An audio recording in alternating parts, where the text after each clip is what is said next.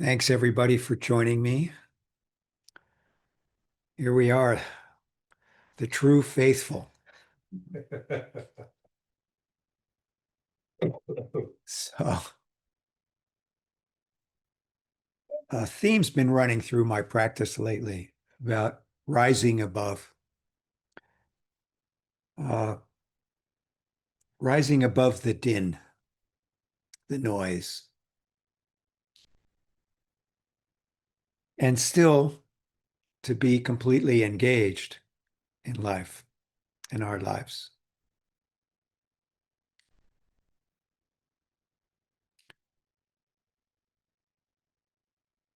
I really like that term, rising above, because it's for me a way of visualizing being detached from my views, my attitudes, the things that I'm clinging to, ideas, the right and the wrong, and seeing it, like I don't know how to make a really good decision about what I need to do next if I'm caught up in the noise, in the din. We throw phrases around like non-duality, for example. I'm almost sorry for bringing it up because, again, it's this idea. It's like or Zen or any of these other things that we throw out there that are just words. Initially, they describe something that was close to the reality of what it is. Excuse me a second here. Windows are popping up on my screen. Uh, the din.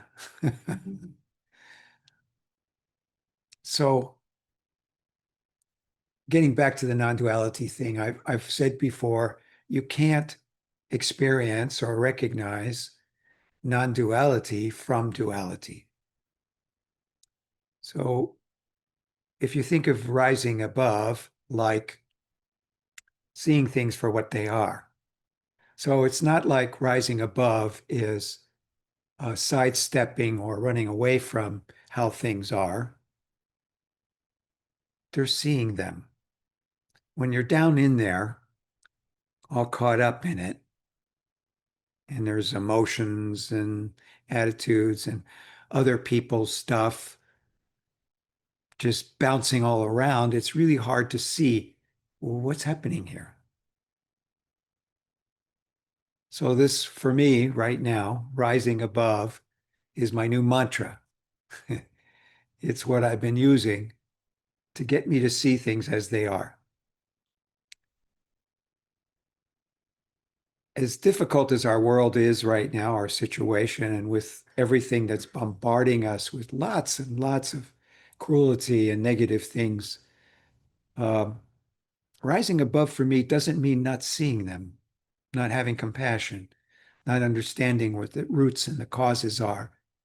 It's about me being a better human being in the situation, being able to act more clearly in whatever it is that I find myself in.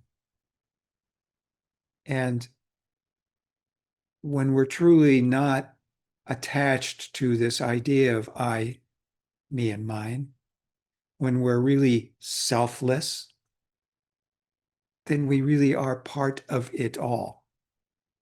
And whatever it takes, whatever you need to do to bring you back to that original nature, being part of it all without feeling burdened by it and held down or angry and hostile.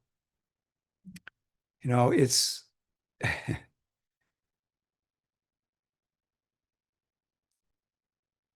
it's important to acknowledge everything, including your anger, of course. We don't run away from it, but rising above it doesn't mean running away from it.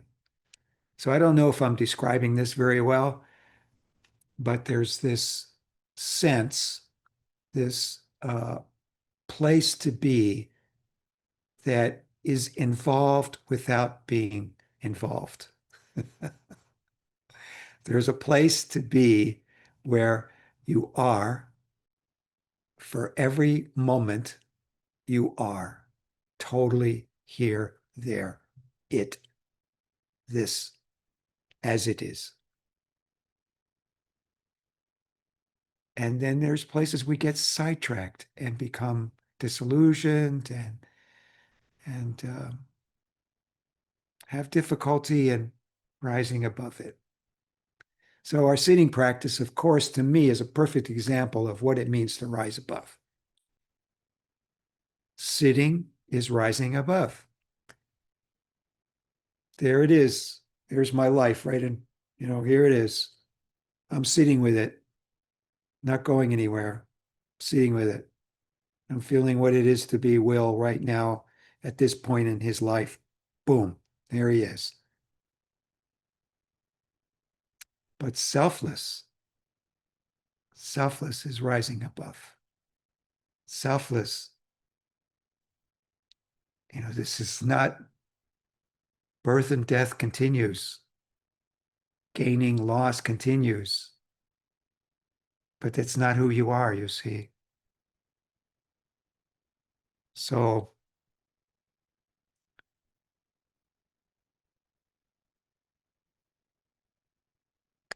there's a lot on my plate right now. I'm sure there's a lot on each of your plates. I know there's a lot going on in our lives all the time. And I just wish you all the best. Rise above the din and be present to it as it is. So that's what I wish for you. Uh, the other day, I had this thought that all of you have had before, and we've heard it many times, is that the anticipation of dealing with something is always worse than actually dealing with it. This is what rising above is. It's recognizing that all this anticipation is a lot worse than the actual experience. Anticipation. Okay. I don't know what else to say about it. You guys have anything to say about it? About it, whatever it is, this moment? No? Good. Okay. Thank you. That's exactly right from my point of view too. Yes. Diligence, sticking with it. Yes, for sure. That's one of the things that I'm so thrilled about seeing all you today, because I feel like here we are, we're all committed to our practice and we do this. And no matter what, whether it's so-called good or bad or insightful or uninsightful, or all we do is sit here and hurt, it's it's what we do. And yes, those moments of insight or clarity or rising above make it all worth it for sure. So thank you for that insight. Yeah. Hey, Will, do you mind if I offer a little something? I do not mind. You offer anything you like. Thank you. I just wanted to say, one of the first, when I first started practicing, it was, I actually felt more comfortable in that noise, in the din, because that's what I had lived my entire life. So to me, that silence, that sitting there with myself was too much. I'd rather go back to the noise because that was fine. Silence, that's way too much.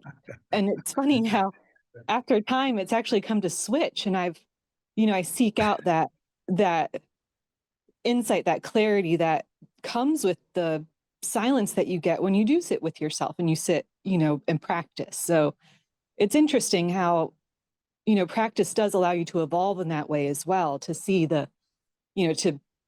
to kind of change that mindset for yourself.